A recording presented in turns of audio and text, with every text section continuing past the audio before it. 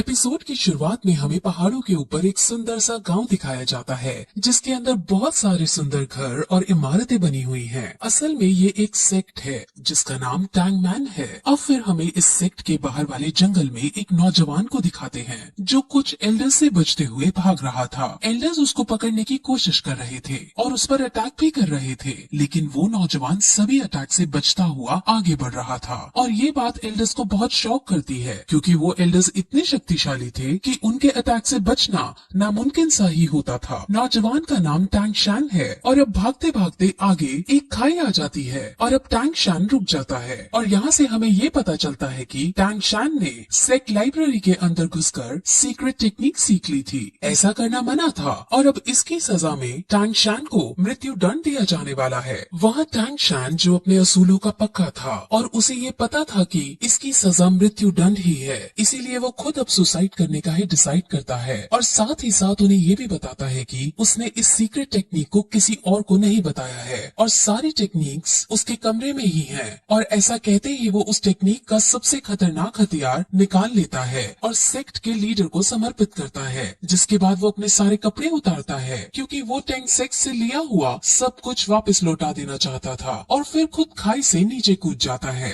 तभी sect leader उसे मरने से बचाने की भी कोशिश करता है, लेकिन टैंग शान अपने इरादे का पक्का था और वो खाई में गिरकर अपने आप को मार डालता है। उसके मरते ही उसकी आत्मा अलग अलग दुनियाओं को क्रॉस करते हुए पैरेलल यूनिवर्स में चली जाती है और वहाँ वो एक नवजात शिशु के रूप में जन्म लेता है और उसका नाम भी वहाँ टैंग शान ही रखा जाता है। उसे अब अपने पहले जन्म की सारी बातें और सारी टेक्निक्स याद होती हैं, जिस वजह से वो बचपन से ही उन टेक्निक्स को पहाड़ के ऊपर जाकर प्रैक्टिस करता है। इस दुनिया के अंदर डोलो कॉन्टिनेंट है। इस दुनिया के अंदर हर कोई 6 साल की उम्र में अपनी एक स्पेशल एबिलिटी एक्टिवेट करता है। इस एबिलिटी का नाम स्पिरिट सोल है और स्पिरिट सोल को हासिल करने के बाद लोगों के पास अलग अलग तरह की एबिलिटीज आ जाती हैं। एक दिन जब वो पहाड़ से टेक्निक करते हुए वापस आ रहा होता है तो उसे पता चलता है कि इसी साल नए बच्चों की एबिलिटी जगाने के लिए एक स्पिरिट मास्टर उनके गांव में आ रहे हैं। इस स्पिरिट मास्टर का नाम सू यू ताओ है और ये रैंक 26 का स्पिरिट ग्रैंड मास्टर है। असल में यहाँ की कल्टीवेशन 1 से 100 में बनती है और इनमें 1 से 10 के रैंक वाले को ट्रेनी कहते हैं, 10 से 20 वाले को स्पिरिट मास्टर कहते हैं, 21 से 30 वाले को स्पिरिट ग्रैंड मास्टर कहते हैं, 31 से 40 वाले को स्पिरिट एल्डर कहते हैं और ऐसे ही इनके रैंक के अनुसार ये बनते हैं और इनके बारे में हमें अब आगे पता चलेगा। अब सब बच्चों की एबिलिटीज जगाने के लिए इस गांव का चीफ सारे बच्चों को इकट्ठा करता है। अब गांव के सारे बच्चे एक साथ इकट्ठा होकर एक बिल्डिंग में जाते हैं जहाँ पर स्पिरिट मास्टर एक एक करके उनकी एबिलिटीज को जगाता है। वहाँ पर टैंग शान भी मौजूद है और वो भी यहाँ अपनी एबिलिटी को अवेकन करने आया होता है।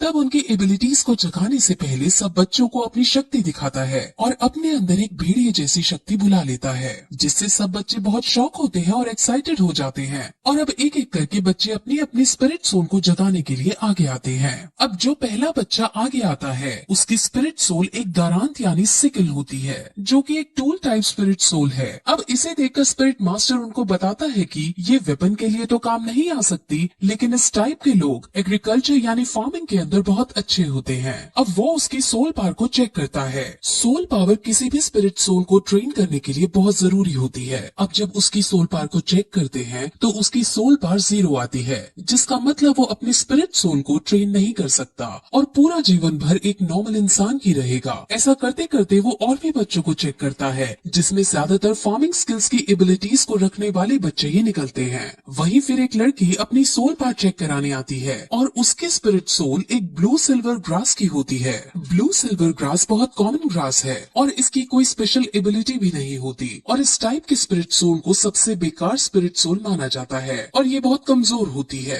अब इसके बाद हमारा मेन कैरेक्टर जिसका नाम टैंग शान है वो आगे आता है और अपना सीधा हाथ बढ़ाकर कॉन्सेंट्रेट करता है और उसके हाथ से भी ब्लू सिल्वर ग्रास बाहर आती है, लेकिन तभी उसके उल्टे हाथ में भी कुछ होने लगता है और वहाँ पर हमें एक हथौड़ा दिखता है जिसे वो मुंह बंद करके छुपा लेता है। अब इसके बाद स्पिरिट मास्टर टैंग शान की सोल पावर चेक करता है और उसकी सोल पावर 10th लेवल पर होती है और ये बहुत रेयर कंडीशन होती है। असल में जिन लोगों की सोल पावर अवेकनिंग के वक्त फुल यानी 10th लेवल की होती है तो उन्हें बोर्न विद सोल पावर यानी कि इनेट सोल पावर का दर्जा दिया जाता है और ऐसे लोग बहुत ही काम के होते हैं। ऐसे लोग बहुत ताकतवर बनते हैं और लाइफ में बहुत आगे तक जाते जाते हैं। अब स्पिरिट मास्टर उसे बताते हैं कि अवेकन होने के बाद सोल पार की 10th लेवल सबसे हाईएस्ट लेवल होती है, जिस पर अब टैंग शैन ये पूछता है कि क्या हम इसके आगे नहीं जा सकते, यानी क्या इसके आगे ट्रेन नहीं कर सकते, जिस पर मास्टर उसे समझाते हैं कि इससे आगे ट्रेन करने के लिए हर 10th लेवल के बाद एक स्पिरिट रिंग हासिल करने की जरूरत होती है। स्पिरिट रिंग हासिल करने के बाद ही हम 10th लेवल से आगे बढ़ सकते हैं। बिना स्पिरिट रिंग के हासिल किए कोई आदमी कितना भी ट्रेन क्यों ना हो, वो 11th लेवल पर नहीं पहुंच सकता। अब टैंग शैंग उससे ये पूछता है कि क्या तुम्हारे पास 2 स्पिरिट रिंग है, क्योंकि मास्टर की रैंक 26 है और उसे 10th लेवल और 20th लेवल को पार करने के लिए एक एक स्पिरिट रिंग की जरूरत पड़ी थी। स्पिरिट रिंग्स यूजर को उनके स्पिरिट सोल के मुताबिक उनको अलग अलग स्पेशल पावर भी देती है। अब ऐसा कहकर वो हॉल से बाहर आ जाते हैं और अब स्पिरिट मास्टर जाने लगते हैं। अब गांव के चीफ और टैंग शैन के घर जाते हैं और वहाँ उसके पिता को टैंग शैन के पावर्स के बारे में सब कुछ बताते हैं और उसको जीनियस कहकर पुकारते हैं। टैंग शैन के पिता का नाम टैंग हाउ है। टैंग हाउ अब अपने बेटे से उसकी स्पिरिट सोल के बारे में पूछता है और उसे अपने बेटे से उसकी स्पिरिट सोल के बारे में पता चलता है, जो कि ब्लू सिल्वर ग्रास है। अब ये सुनकर उसका पिता शॉक होता है, क्योंकि उसे पता था कि उसके बेटे की स्पिरिट सोल तो क्लियर स्काई हैमर होनी चाहिए। इस लाइन से आप कंफ्यूज ना हो, इसके बारे में डिटेल में आगे बताया जाएगा। अब गांव के चीफ ये चाहते थे कि टैंग शैन शहर की एक एकेडमी में जाकर ट्रेनिंग करे, लेकिन टैंग हाउ साफ मना कर देता है। अब क्यों मना किया है ये भी हमें आगे पता चलेगा। गांव का चीफ बहुत शौक होता है और उससे लड़ता भी है, क्योंकि इतने बड़े टैलेंट को घर में रखना सही नहीं है। इसको बाहर जाकर बेस्ट ट्रेनिंग हासिल होनी चाहिए। अब चीफ के बार बार समझाने पर भी टैंग हाउ नहीं मानता और चीफ अब वहाँ से चला जाता है। अब टैंग हाउ को ये लगता है कि उसके इस डिसीजन से उसका बेटा नाराज होएगा, लेकिन टैंग शैन उसके इस डिसीजन से नाराज होने की बजाय उनकी बातों से संतुष्ट दिखाई देता है और कहता है कि हम एक लोहार की तरह भी अपना गुजारा चला सकते हैं। अब टैंग हाउ निराश होकर बैठ जाता है और वो दुखी होते हुए सभी स्पिरिट मास्टर्स को बेकार बताता है। अब टैंग हाउ टैंग शैन से अपने स्पिरिट सोल को दिखाने को कहता है, जिस पर टैंग शैन अपने हाथ से उसे ब्लू सिल्वर ग्रास निकाल कर दिखा देता है और ये देखकर वो बहुत चौंक जाता है। लेकिन तभी टैंग शैन उसे अपनी एक और स्पिरिट सोल के बारे में बताता है और अपने दूसरे हाथ से क्लियर स्काई हैमर को बाहर निकालता है। अब ये देखकर टैंग हाउ को कुछ याद आता है कि कैसे कुछ साल पहले वो और उसकी वाइफ कुछ लोगों से बचकर भाग रहे थे और उसकी वाइफ अपने पति और अपने बच्चे को बचाने के लिए खुद को सैक्रिफाइस कर देती है। और अब यहाँ से हमें पता चलता है कि उसकी वाइफ की स्पिरिट सोल भी ब्लू सिल्वर ग्रास होती है। अब फिर टैंग हाउ अपने बेटे की डबल स्पिरिट सोल को देखकर उसे गले लगा लेता है और उसे अब एक बात समझाता है और कहता है कि तुम हमेशा अपने उल्टे हाथ के हैमर से अपने सीधे हाथ की ग्रास को प्रोटेक्ट करना। अब इसके बाद टैंग हाउ टैंग शैन को लेकर काम सिखाने लगता है और उसको इस काम की अलग अलग टेक्निक सिखाता है और इन सभी टेक्निक्स की मदद से टैंग शैन अब अपने पिछले जन्म की मेमोरीज का यूज करता है और उनकी मेमोरीज से वो कुछ हिडन वेपन्स बनाता है। अब अगले दिन टैंग हाउ अपने बेटे को शहर जाकर ट्रेनिंग करने की इजाजत दे देता है और साथ में ये भी कहता है कि वहाँ तुम अपना खर्चा लोहार का काम करके चला लेना। लेकिन शहर पढ़ने जाने के लिए टैंग हाउ उसके सामने कुछ शर्तें रखता है। वो उसे कहता है कि तुम कभी भी अपनी हैमर स्पिरिट में कोई भी स्पिरिट रिंग ऐड नहीं कर सकते। दूसरी शर्त पे उसे वो कभी भी अपनी हैमर स्पिरिट सोल को दिखाने के लिए मना करता है और साथ ही साथ किसी को भी अपना ये रहस्य कि उसके पास 2 स्पिरिट सोल है बताने से मना करता है और जब तक उसकी जान पर ना आए तब तक वो उसे हैमर स्पिरिट का भी इस्तेमाल करने से मना करता है। अब इन शर्तों पर एग्री करके टैंग शैन अपने सफर पर निकल जाता है। वो अब गांव के चीफ के पास जाता है और अब दोनों शहर के बड़े स्कूल में एडमिशन करवाने के लिए निकल जाते हैं। अब वो दोनों रास्ता पूछते हुए स्पिरिट मास्टर एकेडमी की तरफ जाते हैं, जहाँ पर उन्हें गेट कीपर रोक लेता है। अब चीफ उसे अपना पास दिखाता है जो उसको स्पिरिट मास्टर ने दिया था। गेट कीपर उस पास को चेक करता है और इस पास को वो फेक समझता है, क्योंकि इस पास पर ब्लू सिल्वर ग्रास लिखा था, लेकिन साथ ही साथ सोल पार को 10 रैंक का भी बता रखा था। अब ब्लू सिल्वर ग्रास का होना और 10th रैंक का होना ऐसा बहुत रेयर कंडीशन में ही पॉसिबल है और जिस छोटी जगह से ये लड़का आया है वहाँ पर इस रेयर चीज का होना पॉसिबल नहीं है। अब चीफ और गेट कीपर की बहस होने लगती है और उनकी बहस इस कदर पहुंच जाती है कि गेट कीपर चीफ पर हाथ उठा देता है, लेकिन तभी टैंग शैन उसके हाथ को पकड़ लेता है और उसको नीचे गिरा देता है।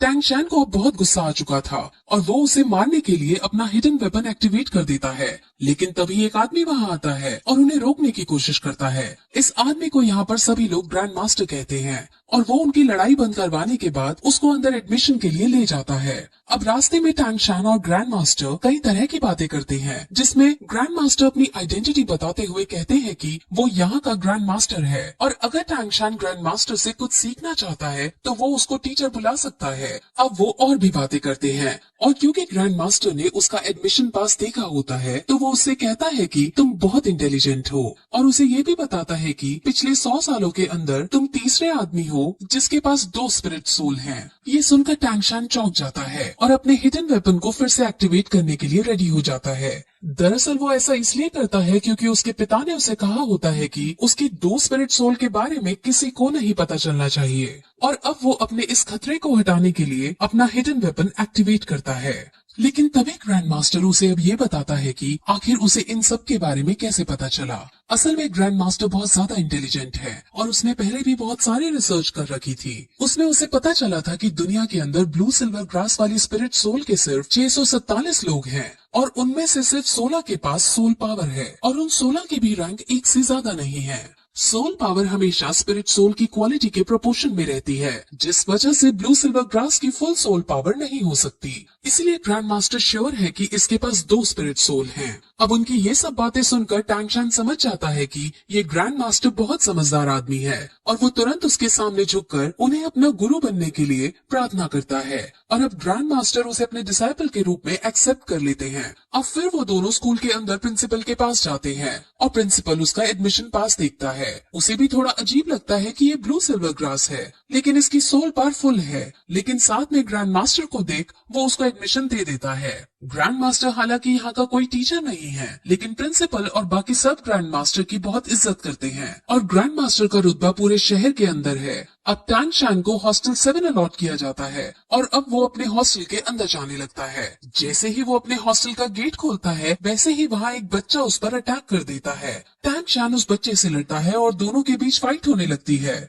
इस फाइट में टैंग शान आसानी से उस बच्चे को मार दे देता है और सब बच्चे टैंग शान के लिए ताली बजाने लगते हैं। अब फिर वो बच्चा खड़ा होता है और सम्मान पूर्वक उसे बताता है कि ये हॉस्टल का एक ट्रेडिशन है। यहाँ जो भी नया बच्चा आता है उससे यहाँ का बिग बॉस लड़ाई करता है और अगर वो नया बच्चा जीत जाता है तो उसे यहाँ का बिग बॉस बना दिया जाता है। अब क्योंकि टैंग शान जीत गया था इसलिए सब उसके सामने झुक जाते हैं और उसे अपना बिग बॉस कहने लगते हैं। और तभी फिर हम ये देखते हैं कि वहाँ एक नई लड़की आती है। उस नई लड़की का नाम लिटिल वू है और अब परंपरा के अनुसार टैंग शान इस लड़की पर अटैक कर देता है और फिर यही ये एपिसोड इस तरह खत्म हो जाता है।